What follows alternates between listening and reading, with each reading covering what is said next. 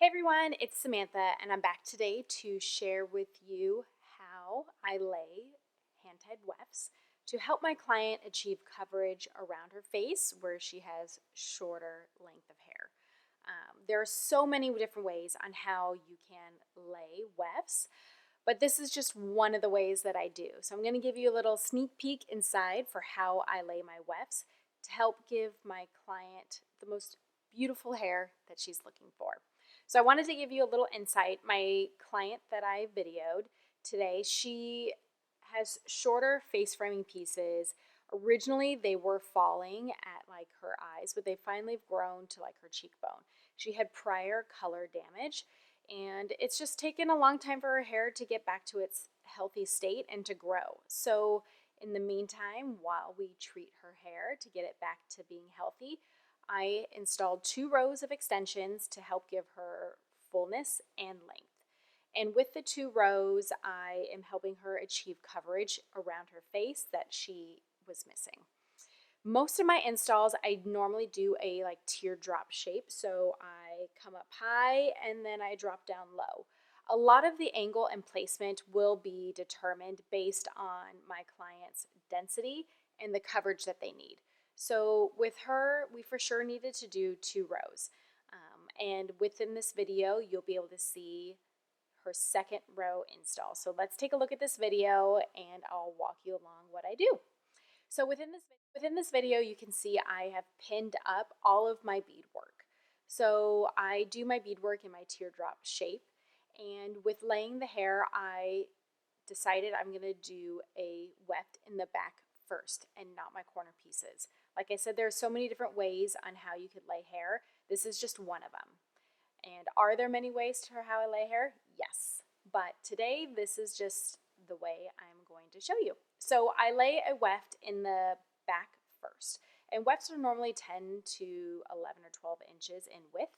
So this fits perfectly in the middle back of her head.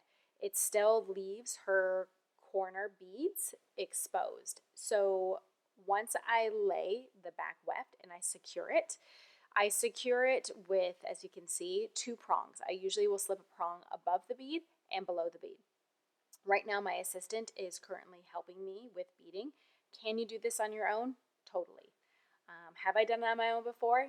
Yes, I have. Having the assistant, though, helps speed up the process and makes things move a little bit faster. So as you can see, I've anchored down my bottom weft. And once those beads are laid down and pinned, now I'm going to start with my corners. So as you can see, I'm moving on to my left corner.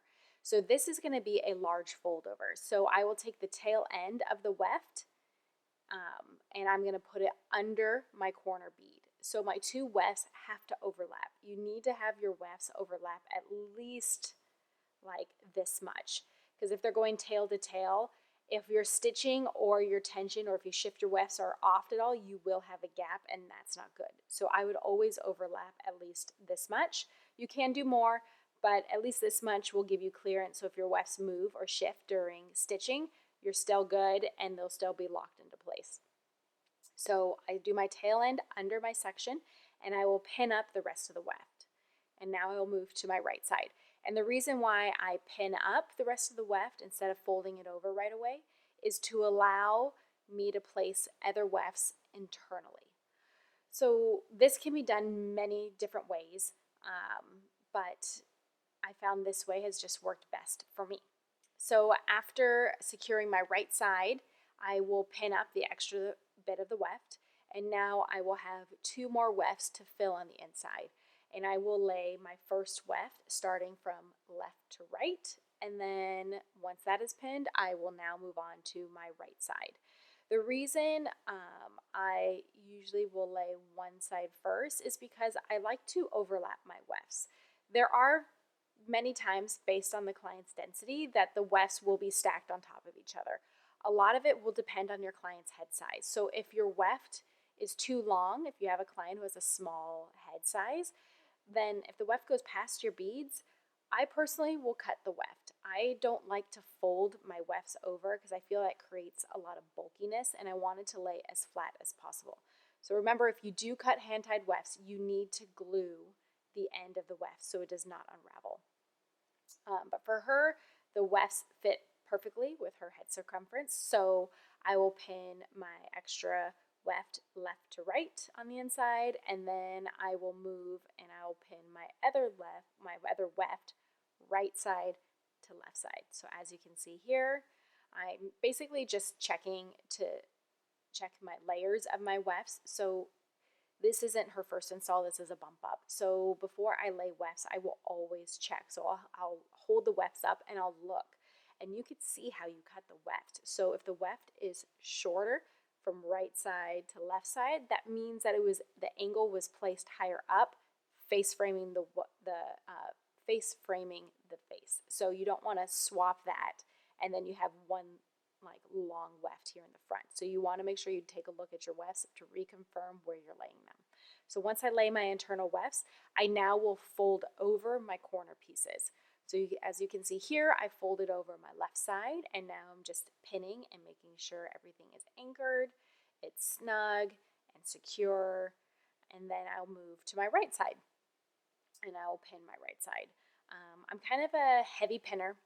I can't help it. I like to make sure everything is extra secured and I don't have any wefts moving or jiggling along the way, but this is just what works for me. There are many other methods that use like 10 pins, but like I said, this is just what works for me, and I like to make sure things are anchored and secured.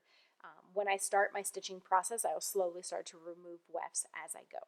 But as you can see here, everything is nice and laid flat. I am now giving my client that coverage around her face that she is missing, and I will begin my beading. So if you have any questions on how to lay wefts for your client, drop them below. I'm happy to help. Thanks for following along.